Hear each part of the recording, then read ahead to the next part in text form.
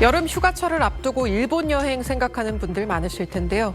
그런데 7월로 특정된 일본 대지진설이 빠르게 퍼지면서 온라인 커뮤니티에선 이미 예약한 항공권을 가족이 취소하라고 했다거나 여행이 꺼려진다는 등의 우려의 목소리도 나오고 있습니다. 다만 지난 5월 일본을 방문한 외국인 관광객 수를 보면 1년 전보다 20% 이상 는 것으로 집계됐는데요.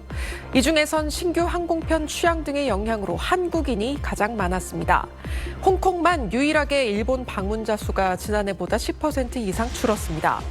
여행 수요가 줄면서 일본 간사이와 홍콩을 오가는 항공 노선도 약 10%가 운항이 중단됐는데 니케이 등 일본 언론들은 지진 관련 허위 정보가 퍼지면서 홍콩에서 일본 여행을 자제하는 분위기가 형성된 여파라고 설명했습니다. 7월 일본 대지진 가능성에 대한 불안감은 커지고 있지만 국내 여행업계 관계자들은 미리 예약한 일본행 항공편 등을 취소하는 경우는 눈에 띄게 늘진 않았다고 말합니다. 취소하는 사람 별로 없어요. 취소보다는 신규 예약이 되지 않겠냐. 보통 한 3분의 1 이상이 막바지 고객이라고 보고 있거든요. 그럼 막바지 예약에 과연 들어오겠느냐. 이거에 대해서 약간은 좀 이렇게 회의적인 시각도 좀 있는 거죠. 트렌드에 또 되게 빠르게 민감하게 반응하는 것처럼 동시에 또 이런 이슈에도 상당히 좀 이렇게 민감한 그런 부분들이 좀 있고 하기 때문에 약간의 영향은 좀 있지 않겠냐. 이렇게는 봅니다. 앞서 일본 정부는 주기적으로 난카이 해구에서 발생하는 대지진이 향후 30년 이내 최대 80% 확률로 발생할 수 있다고 밝혔습니다. 이런 상황에서 미야자키현 해역에서 지난해와 올해 각각 규모 7.1과 6.0의 지진이 발생하며 불안감을 키웠는데요. 여기에 자신의 만화에서 2011년 동일본 대지진을 예언해 주목받은 일본 만화가가 후속작에서 이번 7월에 재앙이 올 것이라는 내용을 추가한 사실이 알려지면서 일본 대지진 7월설이 급속도로 퍼져나갔습니다. 전문가들은 지진이 일어날 시점을 정확하게 예측하거나 예언하는 것은 불가능하기 때문에 과도한 공포심은 불필요하다면서도 재난 발생 시 대처와 현지의 경보 체계를 숙지하며 사전 준비를 평소에 철저히 할 것을 권고했습니다. 7월에는 일본 여행을 가면 안 된다는 이런 얘기가 돌고 있다고요? 네, 이게 논란이 출발점이 된 것이 1999년에 출간된 일본 이 내가 본 미래라는 만화인데요. 이 만화가 2011년 동일본 대지진과 2020년 코로나19를 예견했다는 소문이 퍼지면서 4년 전에 재출간돼서 100만 부 가까이 판매가 됐었습니다. 특히 올해 7월 일본에 대재앙이 올 것이다라는 만화 속 내용이 SNS와 영상 등을 통해서 퍼졌고 지난해 8월 지진학자들이 태평양 연안의 대규모 지진 가능성을 경고하면서 그 불안은 더욱 커졌습니다. 그 결과 홍콩과 타이완, 한국 등지에서 일본행 항공편 예약이 급감했는데요. 홍콩발 일본행 항공권 예약은 지난해 같은 기간보다 절반 가까이 줄었고 특히 7월 초 예약은 80% 이상 감소한 것으로 나타났습니다. 전문가들은 일본이 지진 다발 지역인 것은 사실이지만 지진 발생 시점을 예측하는 것은 과학적으로 불가능하다며 괴담에 휘둘리지 말라고 당부했습니다. 일본 정부가 앞으로 30년 이내 대지진이 발생할 확률이 높고 피해 규모 역시 막대할 것이라고 최근 밝혔습니다. 지진이 예상되는 곳은 일본 중부 시즈오카현 앞바다에서 남부 규슈 앞바다까지 약 800km 정도 펼쳐져 있는 난카이 해저 협곡입니다.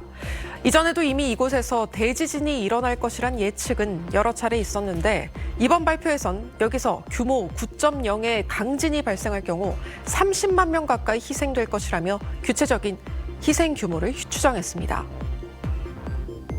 그간 난카이 해곡에선 100년에서 150년 주기로 규모 8 이상의 대형 지진이 일어났습니다. 일본 정부는 이곳에서 향후 30년 이내에 규모 8에서 9 정도의 대지진이 발생할 확률을 80% 정도로 보고 있는데요. 일본 내각부 전문가 검토에는 최근 규모 9 정도의 지진이 일어날 경우 29만 8천 명이 숨질 것으로 추정했습니다. 인명피해 규모는 2012년에 추정한 32만 3천 명보다 줄었지만 여전히 막대한 규모로 2011년 동일본 대지진 희생자의 18배를 넘는 수준입니다.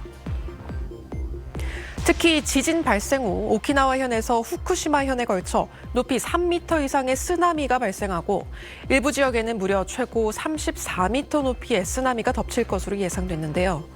사망자 대부분이 이 쓰나미에 의해 희생될 것으로 내다봤습니다. 피난민은 일본 전체 인구의 10%인 1,230만 명으로 예상됐습니다. 경제적 피해 예측치도 막대했습니다. 건물은 235만 채가 완파될 것으로 예상됐는데 인프라 중단 등 경제 피해는 우리 돈으로 약 2,889조 원까지 늘 것으로 추산했습니다.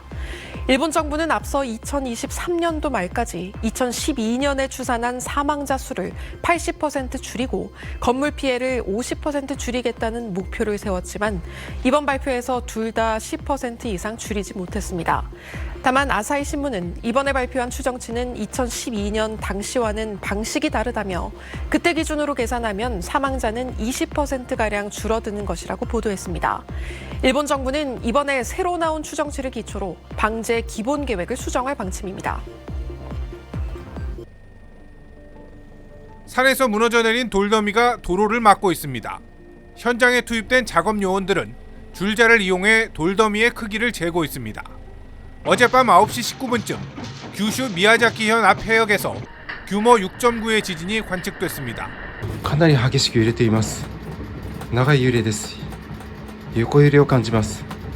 미야자키현과 고치현에는 쓰나미 주의보가 발령됐고 최고 약 1m의 쓰나미가 관측됐습니다. 별다른 피해는 없었지만 일본 기상청은 지진 발생 후 전문가 회의를 열어 난카이 해곡 대지진과의 연관 가능성을 조사했습니다. 地震発生の可能性が相対的に高まったかどうかについて評価を行うため臨時の評価検討会及び判定会を開催いたします。 난카이 해곡 대지진은 수도권 서쪽에서 규슈로 이어지는 난카이 해곡 지역에 100년에서 150년 간격으로 일어난다는 대형 지진입니다.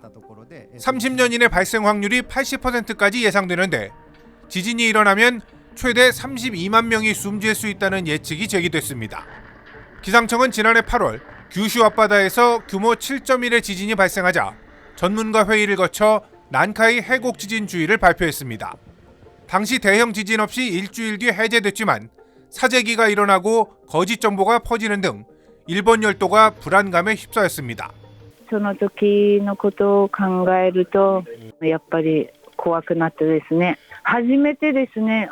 地震でこうやって避難するっていうのは。 자정쯤 일본 기상청은 대지진 가능성이 평소보다 커진 상황이 아니라며 특별한 대응이 필요 없다고 밝혔습니다. 쓰나미 주의보도 해제했고 지진 규모도 당초 6.9에서 6.6으로 낮췄습니다. 다만 기상청은 난카이 대지진이 언제 일어나도 이상하지 않다면서 평소에도 대비를 확실히 해달라고 당부했습니다. 도쿄에서 SBS 박상진입니다.